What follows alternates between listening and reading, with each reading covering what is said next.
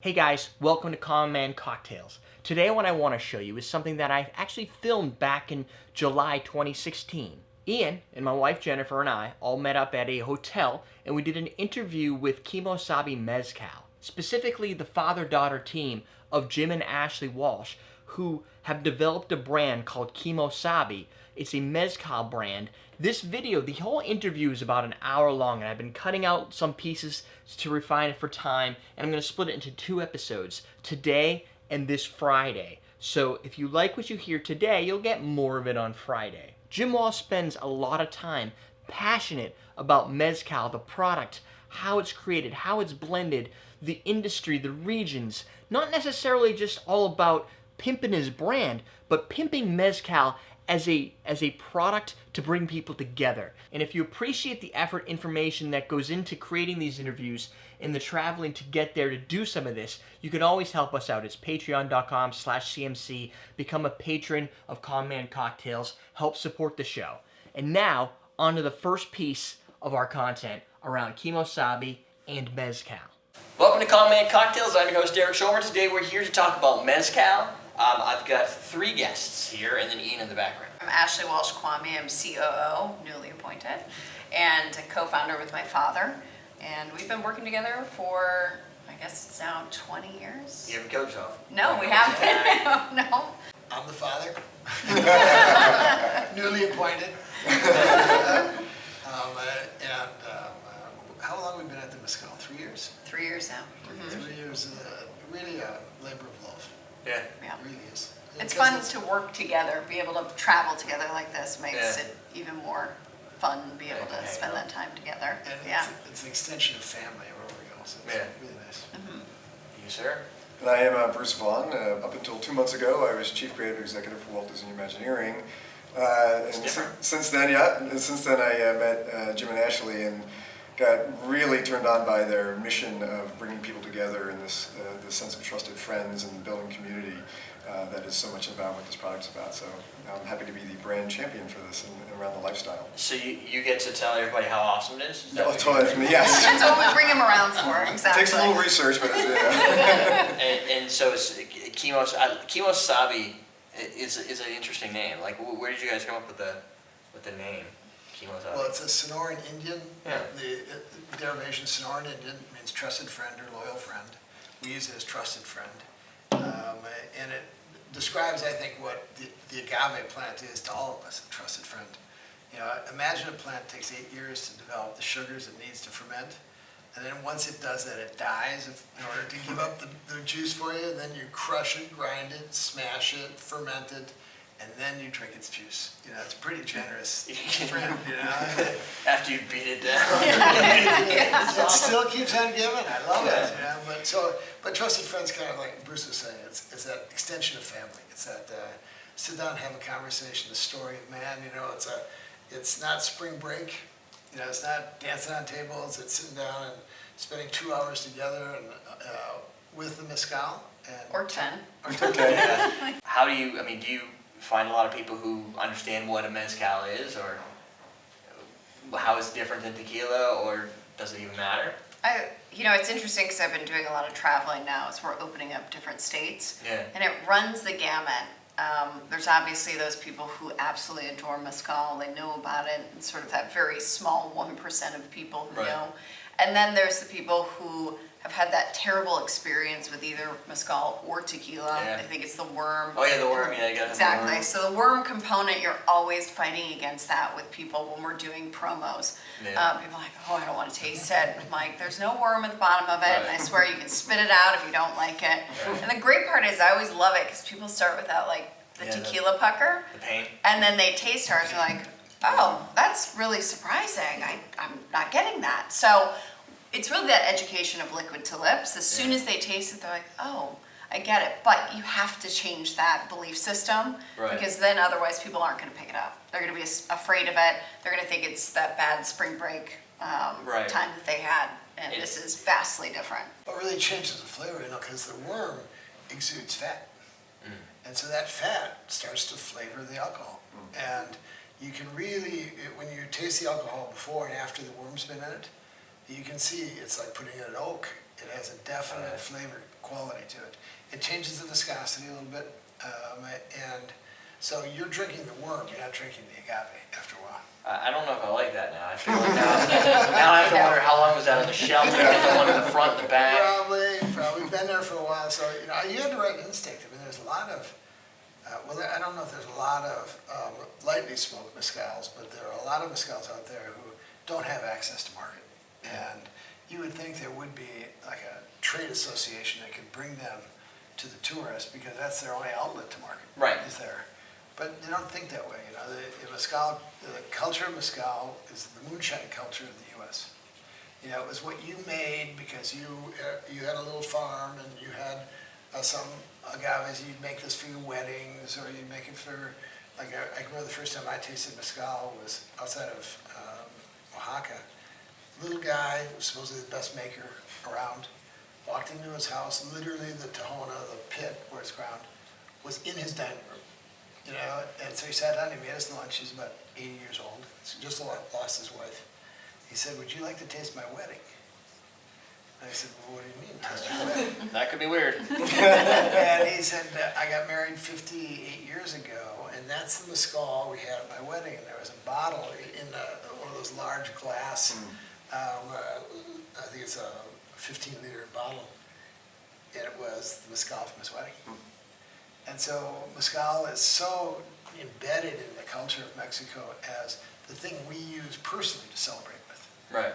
So your instinct about it being a very personal beverage is very, and so there's a bit of a dichotomy right now going on in the industry about that sort of ancestral heritage, cultural heritage, and then mezcal going out to the world as brands. Right. And Cuervo, is sort of the Darth Vader, I guess, if you will. Yeah. And everybody uses them, what we don't want to have happen. Right. Yeah. And so we're very respectful of that in what we do. So that's why we always talk about, it isn't about the brand, it's about the people coming together. And this is really the through line of all this is, it's a companion for your journey. That's why there's a horse in the front of it. If you think about, taking a journey, and that was done by a Oaxacan artist, by the way. That was Dominic Lasquez. Damian Lasquez. Lasquez. And that was in his mind, mezcal is a companion for life's journey. We went and talked to them, actually went and talked to the bartenders, and they said, give us a bottle that's a good display with a long enough neck to grab. So when we pour the drink, it works. It fits in the well right. I think what they said, make it approachable. Don't have it smack me in the face with alcohol or smoke. Well, So the well-balanced part was really key because making cocktails is the culture right now. So making something where people have a way to get into the world of mezcal, and that's through cocktails. And so a lot of cocktails were having a hard time balancing them because that smoke was so forward that you would start with a little tequila and then do a float of mezcal or a spray of it. So we really wanted to present something that had that ability to just be a mezcal cocktail. As opposed to like absinthe or anything where you're like, it's always in drops or rinse. Right. It's just insane. Yeah, I thought it was great earlier when we were talking about how it's similar to the Scotch and whiskey business, where Kimo Sabe is very much on this cutting edge of broadening that, Right. that range of what you can offer as far as what mezcal goes. Right. Definitely. Can I taste that? Yes, please do. So it reminds me, it has like that, almost like a tequila like smell to like the lime, salty lime, agave kind of craziness going on. Can I pass it to them? Please, yes, definitely. Gently salivating. Yeah. So that has smoke, and it isn't crazy. Like it's present, and the trick that I know when she was making the cocktail she had to make using mezcal, and we've done a couple. They're very difficult to make. Yeah. Yep. Like there's so many ways of destroying the cocktail. You're like, you get it all right, and then even adding a little bit, you go, oh, let's add some crushed ice instead. Boom, completely different. smoke comes popping out. Yeah, and either that or it's completely gone. And you're like, well, where's my mezcal? Now I'm not drinking anything special. And that was the biggest challenge. I want something like this that has that smoke, so it tastes like mezcal and not just a tequila. But it also isn't peat overdone like an Isla Scotch, where Right, exactly. I don't want to taste charcoal, and I don't want to taste like I just walked away from a campfire. Totally. But I want it to linger with a little bit of smoke, Right. which this does really well, actually. Well, you just nailed the description. Yeah. We're gonna get this take you tape, around. Put Yeah, it up on our website, and that's it, we're done. Yeah, I mean that's I can quit now. once for people who've never had it, they're like, I don't even know what that is. So what does that mean to me? Like people who don't know what absinthe is, they don't know what it tastes like black licorice. They're just like, whoa. And if you explain a few things, like I get it. Right. Like to be able to say like this has smoke that's not overdone that you can make a cocktail with. Yes. And even a margarita, like if you're just in a standard margarita, you Yep. still get the mezcal flavor. Well, and I think the thing, and I even think it says on the bottle, but the margarita becomes, and I think the right word is it's much sexier than when you used to. Yeah. It's got a More sexy complex. quality to it, more Totally. complex. Getting the bartenders excited is one thing, but how do you get the consumers excited after that? Because when they leave the bar, they don't know what the heck they just had. Like that was awesome, so now I have to go back there, but it's a $17 cocktail. I can't do that every night. How can I do this at home? Right. So how would you go about, what are your thoughts on how to educate normal people? Is there any tactic for that? That's why I brought Bruce on. Isn't that what you're gonna give us right now? That's what we're doing here, right? I can handle that. That's the easy part for these folks, yeah, because me. Well, That's but your audience might also not understand what it is, so you're kind of hyper-focused. But how do you, do you have to draw them to recipes? Like, what is I think there's a few things. One is, you have to build a relationship with the consumer and the brand. And this is why I strongly believe in what Jim and Ashley have created here, is that there is such a focus on the authenticity, which is, especially among millennials, we know that there's, authenticity, Right. something that's unique. So this is something that, quite frankly, a generation can own as their spirit. Because, Right. it's not something that your parents had or your Right. older siblings or whatever. This is something you can own as a spirit. This allows it to be something that you can just swap out, instead of your tequila or your vodka or whatever, just use this, and some of your cocktails take on a whole new layer of complexity and sort of sexiness. And for us, that's why I was brought on, is we want to approach this as an entire lifestyle kind of brand. It's more than just these bottles of mezcal here. It speaks to so much more. The intention behind this product is about bringing people together in community, that break down barriers, that at the end of the day, there's no reason for celebrity because we're all important and Right. we're all special and we all mean something. And so, a lot of this has to work through the social networking Yeah, you world, get that going for you. and really just get people to understand the authentic and sincere intention that is being put into this product. And I think that will resonate with the consumer, and it will become, the choice. So there's a lot of different agave. So in the Cinco de strains, November, right? there's 42 varieties Right. of agaves that are used to make some form of alcohol. Okay. And in the mezcal business, about 9 to 12 of them are used consistently. Because there's one that takes 43 years to flower. That's a little bit. It's a long time to wait. You lose a lot of clients. There's the two methods are you either buy from different farms and you, in some cases, hope to get some of the good stuff, but some of the people with more money who come in there first, they get the good stuff and you get whatever they want. It's like going and buying apples. Or you happen to just get lucky and own a farm or land that you've got the family to give you the land to grow this stuff. Like how do you guys go about selecting what your agave plants are? That's an easy one for me because Mexico is not the most coherent environment in the world.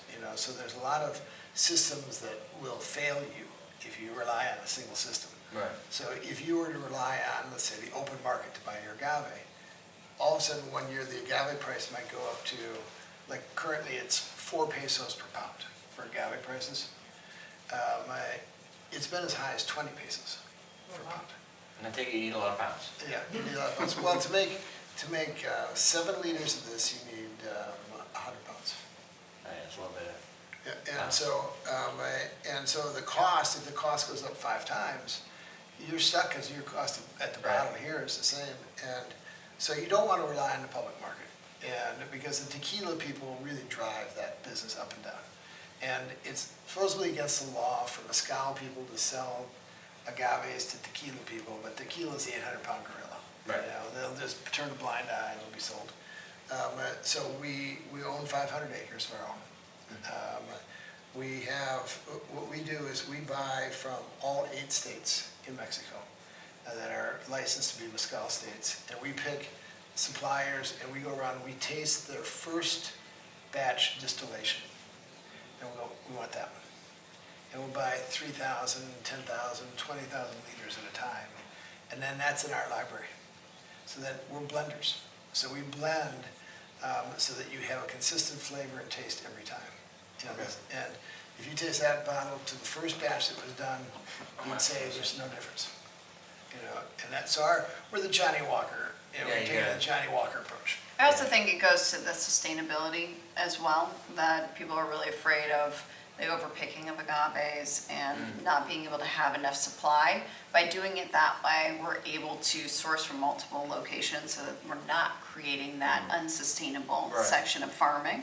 As well as we've been helping farmers get their own noms, because a lot of these people working with CRM is virtually impossible. So helping them to learn how to get that process going so other people can source from them. So really helping the economic component of the farmers out there too. So that's all of that sort of played into why we like to do blending. So with tequila, you have Jalisco and little areas around sometimes. As far as I knew, for mezcal, you have Oaxaca, and there's 8, 9 other places you can go from. So does it make it 7 easier? other. 7. I mean, does that?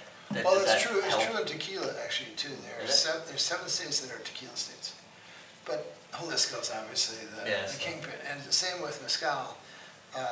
Almost 70% of all mezcal comes out of the state of Oaxaca, but there are 7 other states that produce it, and the reason they don't see the U.S. market is because the U.S. consumer, like Ron Cooper, who was the first person to really bring mezcal to the U.S., was from Oaxaca. And so the trade built around, he had access, he's an American artist, who started bringing it in here in the mid-90s. And so then on his back, the people started following his lead. So most of the people who understood how to bring it into the U.S. market were from Oaxaca. Oh, okay. And so the guys in Michoacan, for instance, which is delicious, I mean, it's one of my favorite spots for mezcal, and I recommend anybody who goes to Mexico, if they can put up with the violence. There's always that.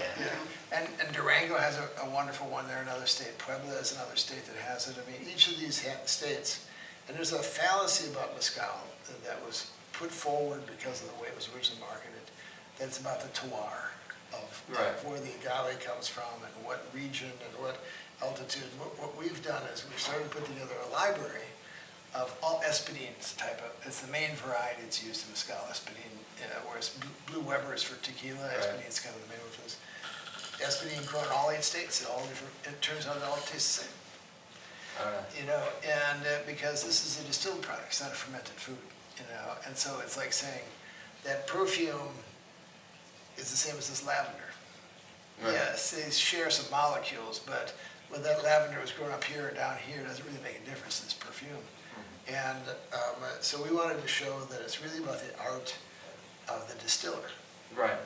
You know, and taking a little out of that sort of mythical realm that it's in, and just show that, like Scotch. So you got lucky because you picked good product rather than you knew what you were doing to make the product you had good. Exactly, and so it keeps it in superstition, and the industry doesn't go forward. Right. And what we're trying to do is we're trying to broaden the appeal, get more people drinking mezcal, which helps all the small farmers. Right. And then use some of the technology, like one of the things we do that makes this so smooth is we sonify it just before we put it in the bottle. And sonification is ultrasound. So we run ultrasound through it. What ultrasound does is it basically gets all the molecules in alignment with each other. As I always say, all the molecules get up and dance to the music, you know? and what it does is it gives you that balance all the way through. Well, it's a simple thing. Everybody should be using it in the mezcal business, because most of those really bad tastes that you get are large molecules that don't mix well with the medium-sized molecules. Sonification homogenizes those across. Just gotta get a dance. That's right. Exactly. But I thought this whole process wasn't about dancing. The molecules are dancing together, so we're all dancing together. So we don't have to do the dance. Maybe that's why people dance on tables with the tequila. Because There we go. They are all become in big chaos. There we You're go. aligning them. You got it. Exactly, You know, exactly. We use that too. So there you go. I hope you enjoyed the first segment around mezcal. In the second segment, you're going to learn a lot more information. You're also going to have a chance to see the tasting notes, hear the tasting notes that I'm going to give for the Kimo Sabe Reposado. For more videos, check the sidebar. Down here is a subscribe button. If you like this content and you want to see more content like this, but maybe a little bit more refined, check out The Craft Cocktail. It's on YouTube, youtube.com/thecraftcocktail. That's it. We're teaching you how to drink.